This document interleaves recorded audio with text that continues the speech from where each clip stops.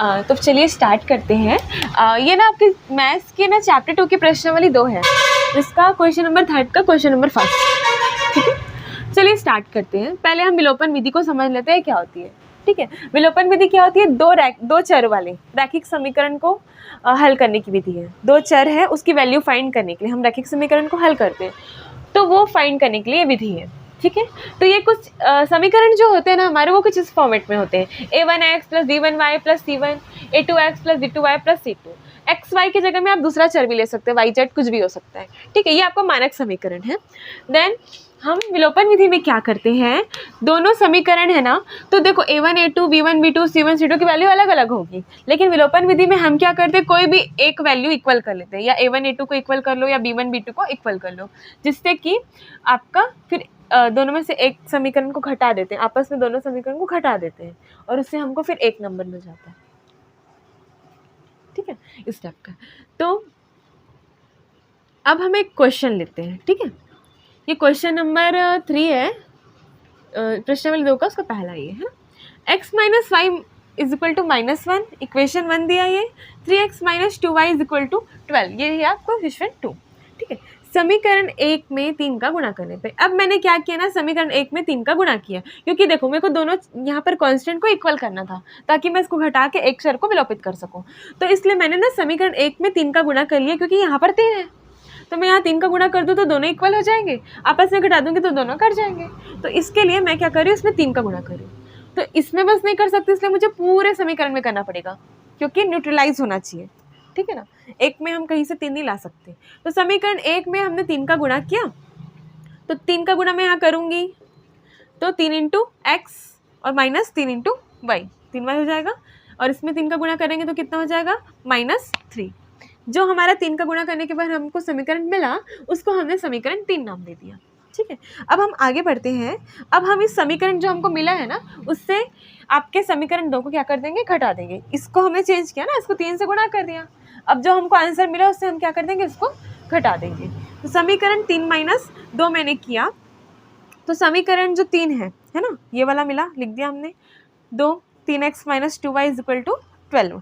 अब इसको हम घटाएंगे, तो घटाने पे प्लस है तो माइनस होगा, माइनस पहले से रहेगा तो हम घटाएंगे तो प्लस हो जाएगा, माइनस माइनस प्लस हो जाता है, यहाँ प्लस है तो यहाँ पे हमने माइनस लिख दिया, ठीक है।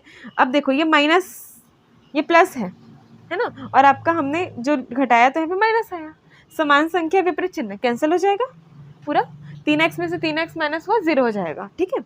माइनस और इसका प्लस, तो प्लस माइनस क्या होता है, माइनस होता है, घटता है। तो 3 में से 2 गया, कितना आएगा, 1 आएगा, लेकिन हमारा जो 3y है, 3 बड़ी संख्या है, तो चिन्ह किसका आएगा, यहाँ पे माइनस का आएगा। देन ये माइनस और ये भी माइनस है, ठीक है। तो माइनस माइनस क्या हो जाता है, जुड़ता है। कभी भी दो संख्या में माइनस का चिन्ह होगी तो जुड़ेगी, लेकिन साइन आपका माइनस आएगा, ठीक है। तो 12 और 3 15 तो हुआ, लेकिन माइनस साइन आएगा यहाँ पे, ठीक है। ये माइनस और माइनस कैंसिल हो जाएगा, उस पक्ष में जाएगा तो भाग हो जाएगा उसका। देन y बराबर कितना हो जाएगा, 15। तो y की वैल्यू हमको मिल गई 15। अब हम क्या करेंगे, इस y की वैल्यू को, या आप समीकरण 1 में रखो, 2 में रखो, 3 में रखो, आपकी चॉइस है, ठीक है। आप y की वैल्यू को किसी भी समीकरण में रखोगे तो आपको x की वैल्यू फाइंड हो जाएगी, ठीक है। तो y की वैल्यू मैंने रखी समीकरण 1 में, क्योंकि वो सबसे छोटा समीकरण था, तो आपको कैलकुलेशन कम करनी पड़ेगी। तो समीकरण 1 में y का मान रखने पर, तो हमारा समीकरण 1 है x minus y is equal to -1, x की वैल्यू हमको नहीं पता, y की वैल्यू है 15 इज इक्वल टू -1। x की वैल्यू फाइंड करनी है, y 15 को उधर पक्षांतर कर देंगे, तो -15 उस पक्ष में जाएगा तो क्या हो जाएगा, फर्स्ट प्लस 15 हो जाएगा, तो 15 माइनस 1 इज इक्वल टू 14। तो x की वैल्यू कितनी मिल गई हमको, 14। तो x की वैल्यू 14 और y की वैल्यू 15। इस तरह से हमारा क्वेश्चन सॉल्व हो गया, और ये आपका आंसर है। नेक्स्ट क्वेश्चन पढ़ते हैं। थोड़ा सा आपको बट्टे वाला क्वेश्चन बता देती हूँ, ठीक है।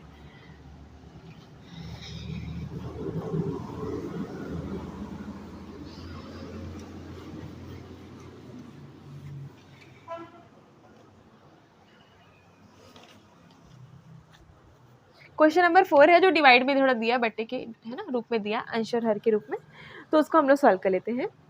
क्वेश्चन नंबर 4 है, 5x minus 8y is equal to -1, 3x minus 24/5y plus 3/5 equal to 0। अब देखो आपका समीकरण जो है ना, वो यहाँ पर प्लस 3/5 करके दिया और यहाँ पर इक्वल में संख्या दिया है, तो दोनों को सेम कर लेते हैं ना, पहले संख्या को उस पक्ष में भेज लेते हैं क्योंकि हमको वैल्यूज़ ही निकालनी होती है, ठीक है।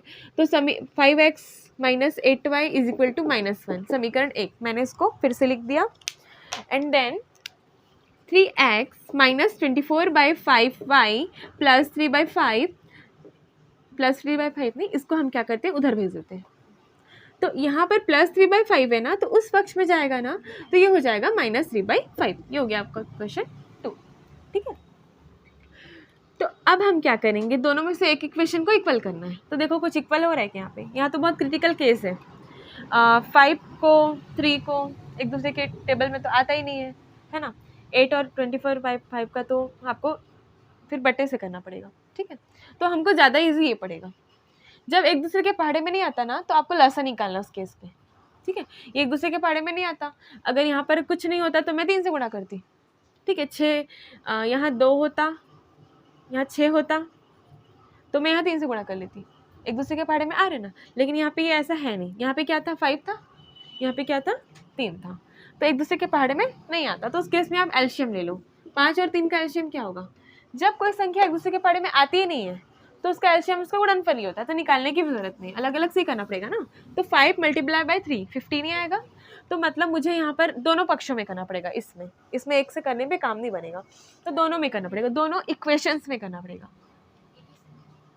नहीं देखो, यहाँ 5 है और यहाँ 3 है, दोनों का एलसीएम कितना आ रहा है, 15 आ रहा है ना। तो मतलब एक ही केस है, अगर दोनों 15 ही बनेंगे, 5 और 3 से कुछ होने वाला नहीं है, दोनों को इक्वल करना है तो दोनों 15 बन सकते हैं, ठीक है। इस केस में मेरे को क्या करना पड़ेगा, इसको 15 बनाने के लिए 3 से, इसको 15 बनाने के लिए 5 से, ठीक है। तो इसका मतलब वो समीकरण 1 में 3 का गुणा करने पर, समीकरण 1 में मैं करूंगी 3 का गुणा, तथा साथ में लिख देते हैं समीकरण 2 में कितने का गुणा करेंगे हम, 5 का गुणा कर घटाने पर लिख देते, डायरेक्ट हम आगे घटा भी देंगे, ठीक है ना। तो समीकरण 1 में मैं कितने गुणा करूंगी, 3 का, तो मैं यहाँ 3 का गुणा कर देती हूँ, ठीक। 3 पंचे होता है 15, 15x 24y -3 है ना, 3 बन जा 3 -3। देन इक्वेशन 2 में कितने का मल्टीप्लाई करना है, 5 का, तो यहाँ हम करेंगे 5 से पूरे इक्वेशन में, ये माइनस में है ना, 5 का मल्टीप्लाई होगा 3 से कितना आएगा, 15। 5 का मल्टीप्लाई होगा 24/5 से, तो कितना आएगा, देखो यहाँ पे अगर मैं यहाँ 5 का मल्टीप्लाई करती हूँ ना ऐसे करके, तो मेरे को 24 का 5 से मल्टीप्लाई करना पड़ेगा, फिर डिवाइड में 5 है ना, तो क्या होगा उससे, फिर आपको बाद में तो कट सकता है ना वो, उसे अच्छा आप मल्टीप्लाई अंदर करो ही ना, आप मल्टीप्लाई में लिखिए, ऊपर नीचे कैंसिल हो जाएगा, यहाँ पे कैंसिल हो जाएगा ना, ठीक है। तो हम क्या करें, 5 का मल्टीप्लाई यहाँ करते, तो क्योंकि यहाँ डिवाइड में पहले से ही 5 है, तो मल्टीप्लाई डिवाइड वाला कैंसिल हो जाएगा, तो यहाँ क्या बच जाएगा आपके पास, 24y, ठीक है, इज इक्वल टू, यहाँ पे भी वही कैसे करेंगे, -3 हो जाएगा, 5 कैंसिल हो जाएगा, क्लियर है। अब हम, ठीक है, माइनस करेंगे, ठीक है, हो गया ना इसका। अब हमको माइनस करना है, माइनस, ये माइनस पहले से तो प्लस हो जाएगा, ये माइनस है तो क्या हो जाएगा, प्लस, ठीक, ये कैंसिल हो जाएगा, समान संख्या विपरीत चिन्ह, ठीक, माइनस प्लस माइनस घटता है, 24 में से 24 गया, ये भी 0 हो जाएगा, ये भी कट गया, ठीक है, 0 हो गया। देन यहाँ क्या बचा, माइनस प्लस माइनस, 3 में से 3 गया, 0, मतलब यहाँ पर x और y की वैल्यू फाइंड नहीं मिलेगी हमको, ठीक है। ये क्वेश्चन मिक्सअप है। जो समीकरण है ना, उसके हल 3 टाइप के होते हैं, 3 टाइप के हल होते हैं। या तो हमको मान मिलता है x y का, जब हमको मान मिलता है मतलब वो समीकरण क्या है, प्रतिच्छेदी रेखा को प्रतिष्ठित करता है ना। समीकरण को अगर आलेख द्वारा प्रतिष्ठित करें तो प्रतिच्छेदी रेखा मिलती है हमको, अलग अलग वैल्यूज होती है, ठीक है, x और y की, तो ही हमको मान मिलता है। कुछ एग्जैक्ट अद्वितीय मान बोलते हैं, डिफरेंट मान, एक मान, अद्वितीय, अनोखा, अनोखा नहीं मतलब यहाँ पर ये क्या है, डिफरेंट है, यूनिक मान है, वही उसकी वैल्यू है, ठीक है। और अगर दोनों साइड इक्वल आ जाए, इसका मतलब क्या है, कि ये जो है ना समीकरण वो आपकी समपाती रेखा प्रदर्शित करेगा, उसी में मान है। जैसे x का मान 1 है तो y का मान भी 1 है, तो x का मान 0 तो y का मान भी 0, मतलब वो है नहीं 0, वो मान मिलेगा ही नहीं ना हमको, क्योंकि मान कब मिलता है, 0 भी कब मिलेगा, जब रेखा इंटरसेक्ट करेगी ना 0 पे। 1 कब मिलेगा, जब दोनों रेखा 1 पे इंटरसेक्ट कर रही है, लेकिन यहाँ पे कोई मान नहीं मिलेगा क्योंकि दोनों रेखा इंटरसेक्ट ही नहीं कर रही है, तो x और y की कोई एक वैल्यू नहीं होगी, क्योंकि हर एक वैल्यू x और y की वैल्यू है ना।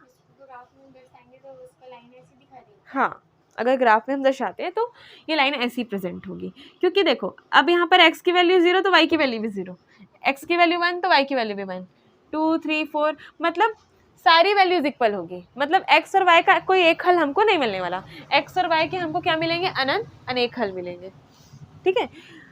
अतः समीकरण निकाय का यहाँ पे लिखना है हमको, जब इक्वल आएगा ना दोनों साइड आपको पूरा सॉल्व करना है, यहाँ तक दोनों साइड इक्वल आ गया तो लिखना है आपको समीकरण निकाय का अनंत अनेक हल प्राप्त होता है, अनेक हल।